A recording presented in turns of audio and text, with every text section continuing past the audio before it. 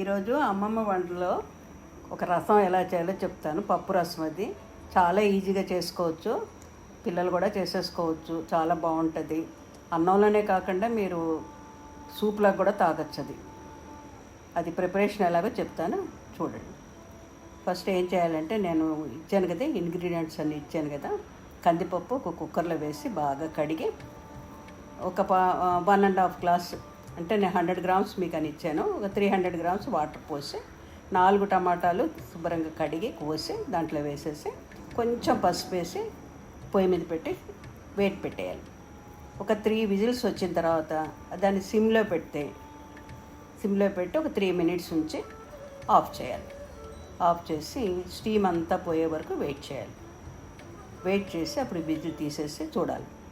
చూస్తే ఇంకా కొంచెం వేడిగా ఉంటుంది. అప్పుడు మనం తీసుకున్న చింతపండు ఉంది కదా, ఆ చింతపండుని కడిగేసి దాంట్లో వేసి కొంచెం తిప్పి మళ్ళీ మూత పెట్టాలంటే, విజిల్ పెట్టకూడదు, పక్కన పెట్టుకోవాలి. ఇంతలో ఏం చేయాలంటే, మనం రసం పొడి తయారు చేసుకోవాలి. మిక్సీలో వేసి ముందు 3 జీలకర్ర, ధనియాలు, తర్వాత మిరియాలు గ్రైండ్ చేసి అవి కొంచెం నలిగిన తర్వాత వెల్లుల్లిపాయలు వేసి ఒక్కసారి కొట్టాలి. కొట్టి ఆ పొడిని పక్కన పెట్టుకోవాలి. ఈ లోపల ఏమవుతుందంటే, ఇదంతా చల్లగా అయిపోతుంది కదా.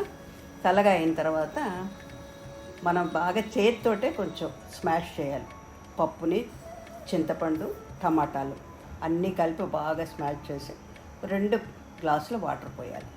పోసి ఉప్పు, మనకి రుచికి సరిపడా ఉప్పు వేసి మనం తయారు చేసిన రసం పొడి, తీసుకున్న కొత్తిమీర, కరివేపాకు అన్నీ వేసేయాలి. అన్నీ వేసిన తర్వాత ఒక్కసారి మీరు గరిటెతో బాగా కలిపి టేస్ట్ చూసుకోవాలి. ఒకవేళ పుల్లగా ఏమన్నా అనిపించినా ఇంకొంచెం వాటర్ వేసుకోవచ్చు. రెండవ పొయ్యి మీద తాలింపుకి గిన్నె పెట్టి 1 టేబుల్ స్పూన్ ఆయిల్ వేసి మనం తీసుకున్న తాలింపు సామాన్ ఉంది కదా, అన్నీ దాంట్లో వేసి బాగా చిటపటలు అన్న తర్వాత రసంలో వేసేయాలి. వేసి ఇప్పుడు స్టవ్ అంటించాలి. ఈ రసాన్ని ఎప్పుడు మరగనివ్వకూడదు. కొంచెం ఫస్ట్ పొంగు వచ్చినప్పుడు గరిటెతో ఒకసారి కలపాలి. కలిపి మళ్ళీ రెండో పొంగు వస్తుంటుంది కదా, అప్పుడు ఆఫ్ చేసేయాలి. ఆఫ్ చేసేస్తే మీకు రసం రెడీ అయిపోతుంది. చాలా బాగుంటుంది. మీరు ఒకసారి ట్రై చేయండి, చేసి చూడండి.